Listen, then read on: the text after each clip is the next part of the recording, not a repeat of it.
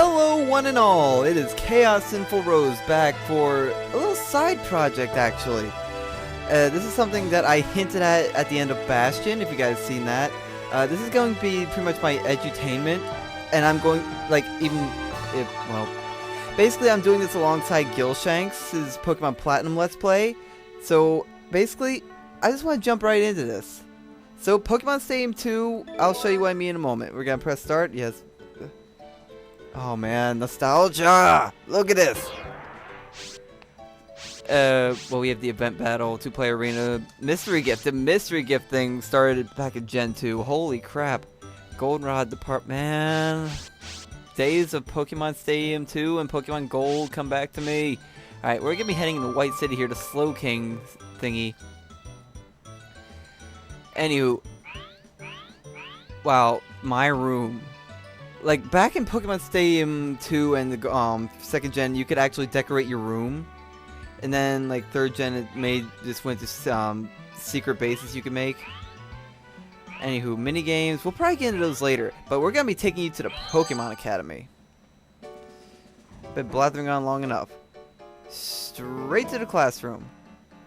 Now, I learned a lot of what I did. I learned a lot of my Pokemon skill from this alone. It's amazing what you learn from this.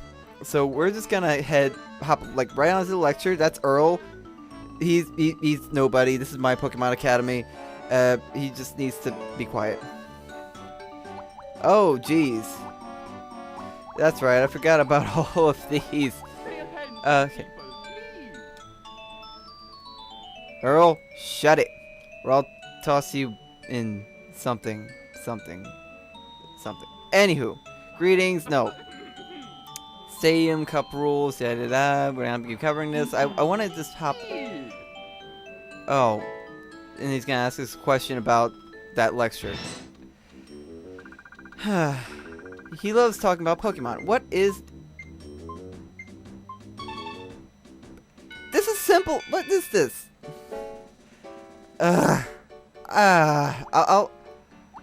Okay. Look, basically, I'll meet you back here when we get to the tight matchups and actually get to good stuff. So anyway, I'll see you then. Alright, I kind of lied a bit. I just want to get past the rule set, I guess. Pokemon evolution is a time for celebration to become stronger and more attractive. No.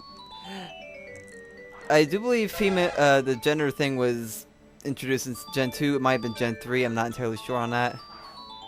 Anywho, for example, Cubone can learn Bone Rush at level 41, but its evolved form, Marowak, can't learn that move until it reaches level 53. Oops. Even though Cup tournaments have level restrictions, you should consider canceling evolution until your Pokemon have learned some desirable moves. Before you let your Pokemon evolve, check when it will learn new moves. No need to evolve your Pokemon hastily. That's the kind of preliminary work where your battle actually begins. So basically, he's going to ask us a question after every lecture here. Cubone evolves into which kind of Pokemon? Yes, Cubone's going to evolve into Kingler. We're going to have a friggin' wherever it is evolve into a crab. Okay. Special evolutions, such as using a Fire or Water Stone, or a Leaf Stone, or a Thunder Stone. Or in the later generations, Dawn, Dusk Stone, etc, etc, etc. Anywho, they learn extremely few moves after evolution. Vulpix can use a Fire Stone to evolve into Ninetales, but Ninetales can learn only one move, Fire Spin. And this is of Gen 2, so I don't know if they changed out the line. They most likely have, so don't exactly take that, but it's still basic principle. They learn relatively few moves. Vulpix should at very least learn Flamethrower before letting it evolve. On the other hand, there are some moves that can only be learned after evolution. Makes for quite a dilemma. For example, Sunkern learns Giga Drain at level 46. However, if it evolves in Sunflora at level 31, it learns Petal Dance. If you wanted to learn this move, you can't learn Giga Drain. So it's kind of a dilemma deciding whichever. So, yeah. Onward to bigger and better things. When evolving Pokemon, what did I say you should consider? Moves. Got them move. No. Nope. Don't think so. So now we get into the good stuff. Type matchups, which is what I like to think I specialize in. Pokemon moves come in a variety of types such as normal, fire, grass, electric, and whatever.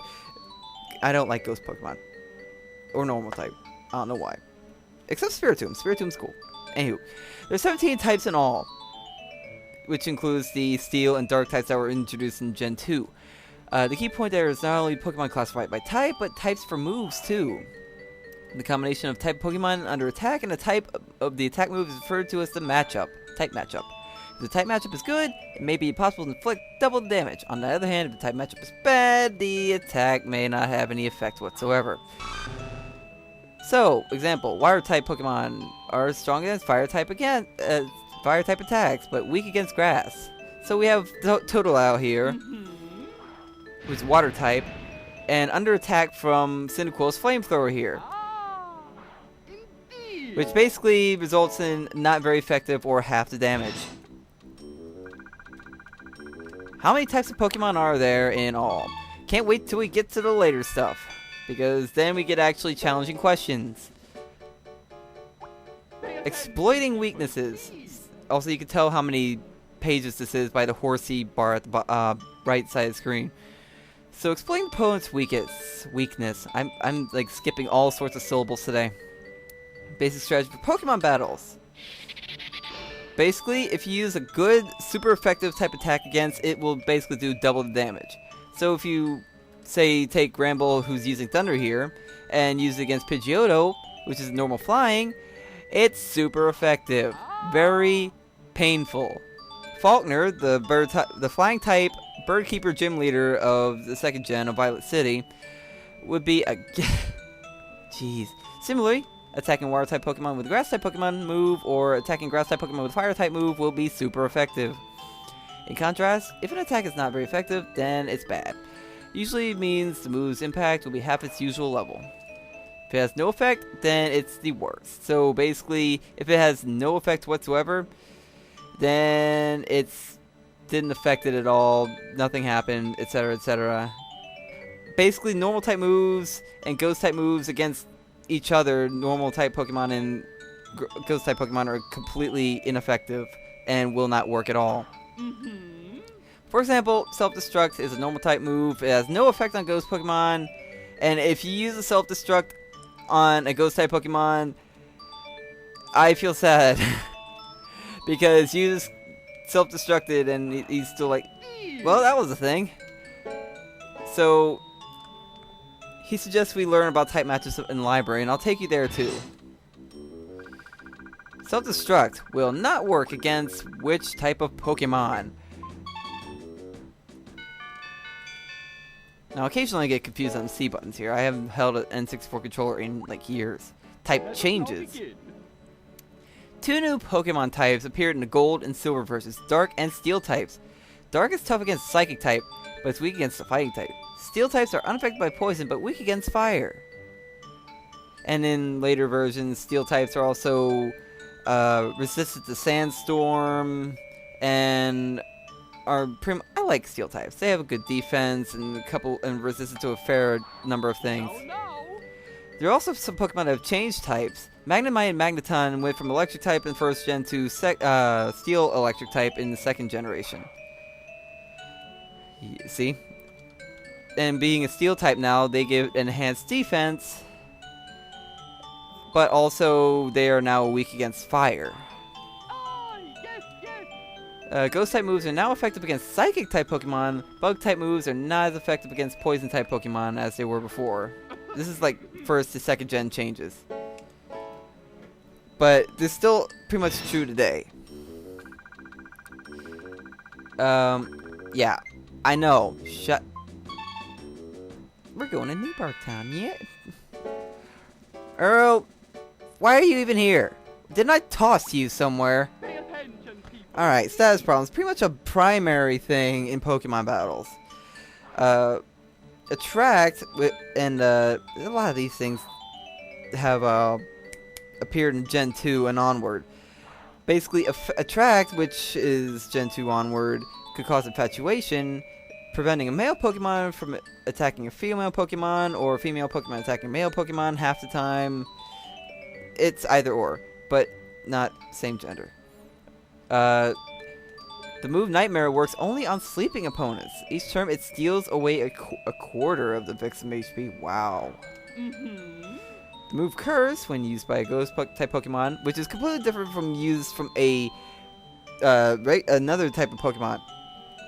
The Curse move, when it's used by a different Pokemon, a non-Ghost type Pokemon, basically drops speed but raises attack and defense. I'm fairly certain. And for Ghost type Pokemon, it causes the victim to lose a quarter of its own HP every turn, but at the same time, you sacrifice a bit of your HP in order to do that. No. Some status problems even affect the Pokemon's stats. For example, not only does a burn attack cause damage every turn, it also weakens your attack power. Paralysis may immobilize a Pokemon, but it also very sharply reduces speed. And with how often you may get paralyzed in Pokemon battles, you are probably gonna see a big speed reduction, like, quite often. Very simple. Bitty simple. Shut up!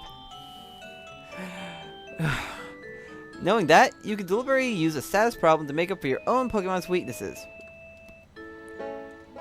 So, a lot of people use status weaknesses to their advantage. I'm not that big of a thing unless it's like attacked onto an attack move. Okay. Status problems. Which of these was I talking about? Attract. The other ones are Burn, Poison, and Frozen are main status afflictions. Side status afflictions include Attract, Nightmare, G-Bus. Attract, Nightmare. There was another one. I had it too. Attract, Nightmare. Wow, I just lost it. Let us now begin. Anywho, moves and Pokemon types. When a Pokemon is attacking, if the type is the same as its move, it will get a stab effect, which means the move's impact will increase to 1.5 times its usual level. For example, if Pikachu, which is an electric type, uses, say, Thunderbolt, it will have 1.5 times its usual power instead of its like base damage. In the same manner, normal type Pokemon uses the normal type move, then it's 1.5 times more powerful, 1.5 times more powerful.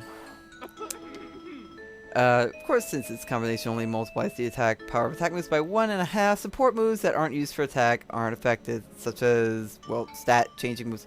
Confusion was what I was talking about. Thank you, Confuse Ray. Anything that causes confusion. Confusion is also a side effect, like a side effect. Side status effect. You can tell I just started this. And confusion happens often too. That's really annoying. So let's say Gengar uses a ghost type move such as Spite or Confuse Ray. Spite basically lowers PP of the move the victim last used, and Confuse Ray, if it hits, will instantly confuse the Pokemon. In such case, the move's accuracy or effect will not be boosted by the identical type combination. There are also moves that inflict fixed amount of damage, such as Dragon Rage, Nightshade. I'll get into Nightshade in a moment. Dragon Rage, Sonic Boom. Dragon Rage deals a flat 40 set damage, and Sonic Boom deals 20. And Nightshade does set damage equal to the user Pokemon's level. So, anywho. Question. Which type of move is powered by what 0.5 times when used by an Ice-type Pokemon? Dragon type, obviously.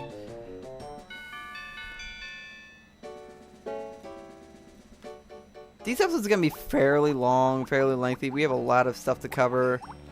I'm probably just going to speed through a lot of these support moves, such as Thunder Wave, Confuse Ray, in later generations, Will-O-Wisp, which causes burns.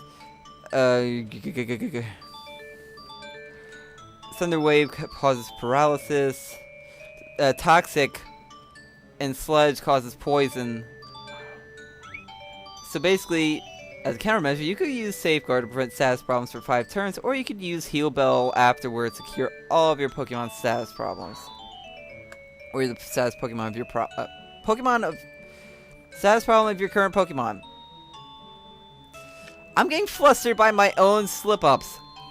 There are some stats, such as attack, defense, and accuracy, that can be temporarily affected by moves during battle.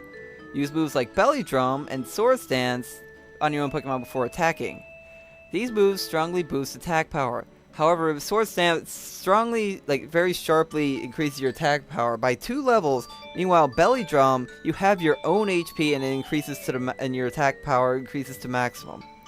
Maximum level. Or maximum boost, rather. Let me see. To counteract such moves, use Haze, which I don't like, period. I never see that used, ever. It will return a Pokemon stat change back to normal. However, beware that this move will be both on your side and the other side. Work on both you and your Pokemon and the Pokemon of your opponent. And will reset all stats to normal. 2 other moves that you may find useful are Reflect and Light Screen. Reflect has damage from physical attacks, basically working for defense over 5 turns, and Light Screen has the damage of special attacks. Yes, yes. I'm about to kick Earl straight in the pants, I swear. Yes, my foot can transcend time and reality. Any alter stat will return to normal if the Pokemon is switched out. It may be effective to obstruct switching by using a move such as Spiderweb or Mean Look. Mean Look is used by such Pokemon as Haunter and... I forget. Anyway, Spiderweb is more commonly used by Spinarak, Ariados in this generation. I'm just going by what I know currently. Foresight is another good move, as well as Odor Sleuth in later generations as well. It returns the opponent's evasiveness to normal. Far too many moves for yes, but Foresight and Odor Sleuth will also make Ghost-type Pokemon be able to be hit by normal-type attacks. And I think Fighting-type as well.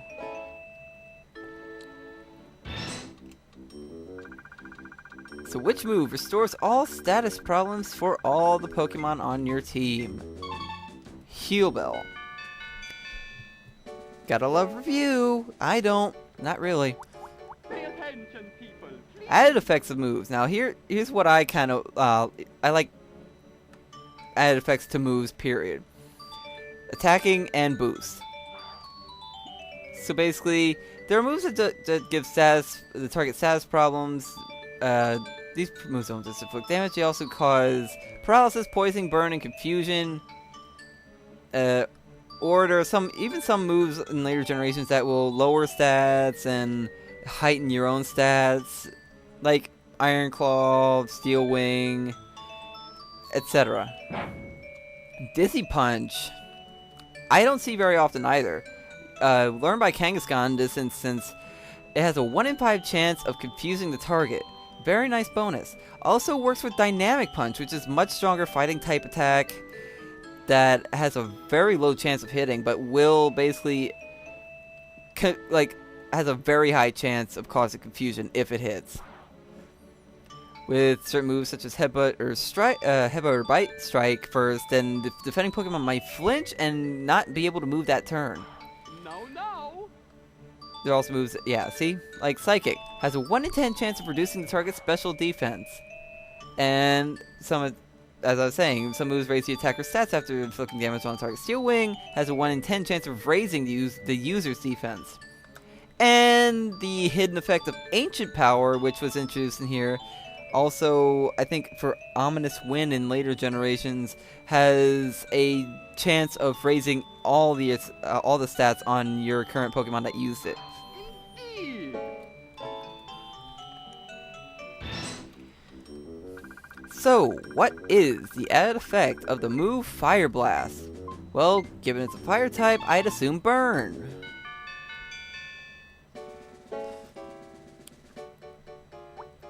So basically, I'm going to be heading through probably the lecture of the trainer class this time around and then move on in later episodes. So anyways, recovery moves. Pokemon moves aren't all for attack. There are also some that heal you.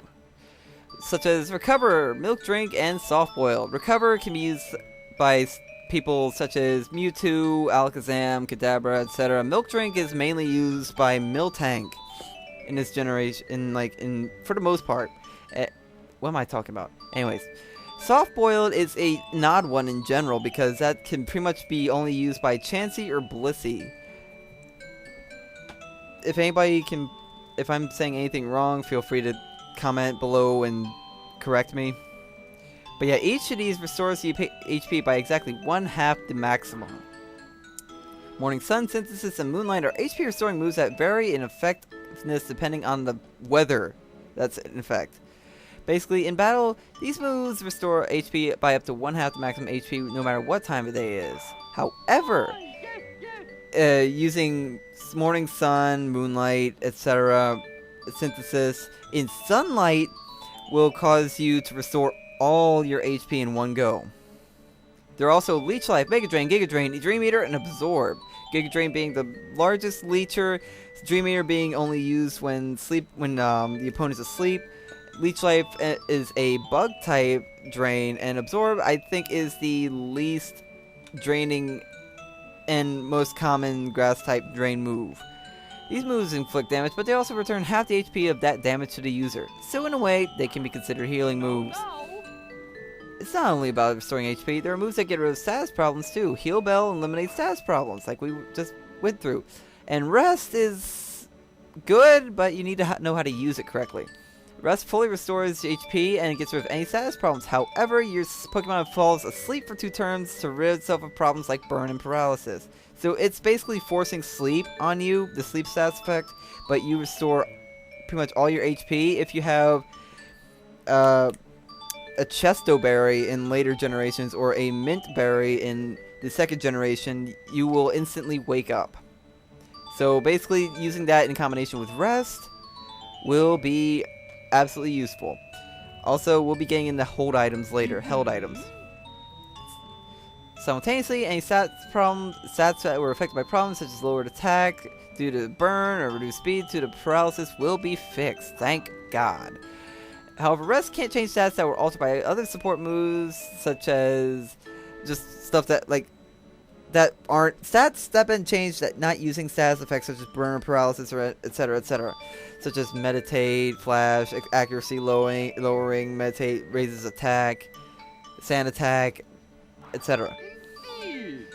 Incidentally, to restore these altered hats, you can either switch your Pokemon out or Haze. I don't like Haze. Have I said that enough?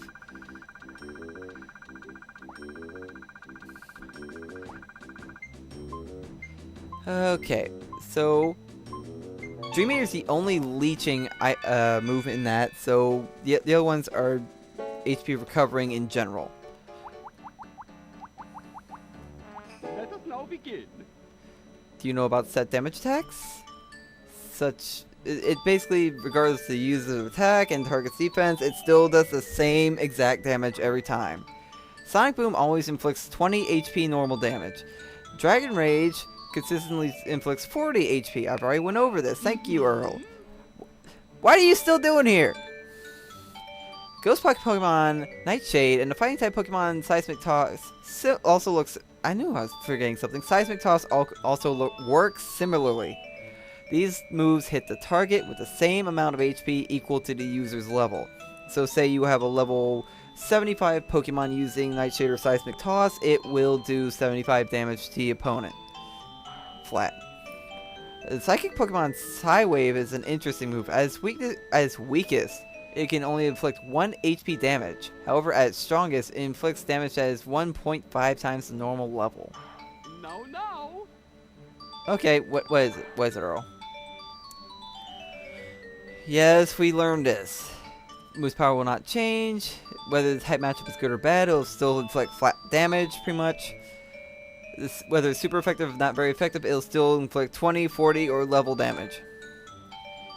Also, it will not hit a weak spot. It will not crit, basically. That said, whether the move works or not, whether it's affected by it or not, will work on type matchups. So Nightshade will not work on normal type Pokemon, etc., etc. Seismic Toss will not work on Ghost type Pokemon. Strength, Mega Punch, go, yeah. Seismic Toss. Use my Ursaring. Gengar, not thrown. Very, very simple. Very, very simple. I'm going, man. Damn it, Earl. Which move inflicts damage, regardless of the attack and defense stats?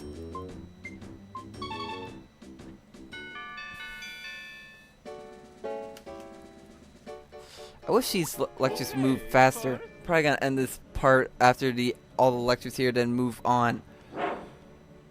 Take for example, the moves Fly and Dig. Used by Charizard, Fly, and Hitmontop's using Dig. Both moves protect the user for most of the time from taking damage from on the first turn. Fly makes the user fly high in the sky, while Dig goes underground. How useful a 2-turn attack can be. Basically, you dodge on the first turn, given the exception of a few moves which we'll go into later. But otherwise, most moves will not hit a flying or digging Pokemon. Let me see. Say, yeah, Solar Beam or Skull Bash requires you to charge the Pokemon to charge up before hitting, or Sky Attack even.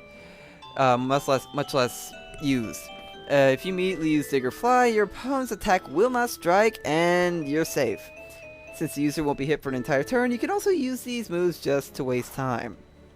For example, you can poise your opponent, inflicting damage on every turn, then use Fly or Dig, and even though your Pokemon won't be able to attack, it'll avoid getting hit and its damage will still be done. Also, if the opponent uses Safeguard or Reflect, keep using 2-turn moves to waste time over the 5 turns so that the protect move pretty much covers. Indeed. So really, quick and easy lessons. This is just a trainer level though. We're gonna get into more complex stuff later. And I mean well, you'll see later, obviously. Move changes. Bite became a dark type attack instead of just being a normal type. Cry Chop became a fighting type move, and Gust is now flying type. They were all normal type in the first generation. The damage ratings for some moves such as Double Edge, Wing Attack, and Dig have changed, which basically Double Edge gives recoil damage, Wing Attack's flying type, and Dig have all been changed. Accuracy has been changed for Blizzard, Whirlwind, and Rock Throw. Blizzard is a pretty tough move to hit with nowadays, but it still usually works. Well, not usually. That was a complete contradiction. I use Blizzard a lot. It hits a lot of time for me, but it's still got a fairly low accuracy rating for what it's worth. Still over 50, but not quite a 90. The moves Light Screen and Reflect are effective for... Yeah, we learned that. Thank you. Continue, Earl. What do you think we're paying you for?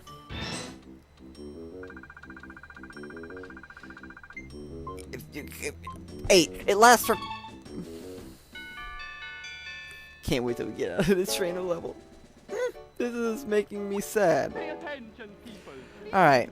If in the past, if target Pokemon said it was identical to an attack move's type, the attack moves added effect would never work. The Gold and Silver versions have changed, and onward. Now, if the defending Pokemon's type is identical to the attack's move type, the added effect may or may not work. So that means the electric type, Electabuzz, could become paralyzed by Spark, an electric type attack. No.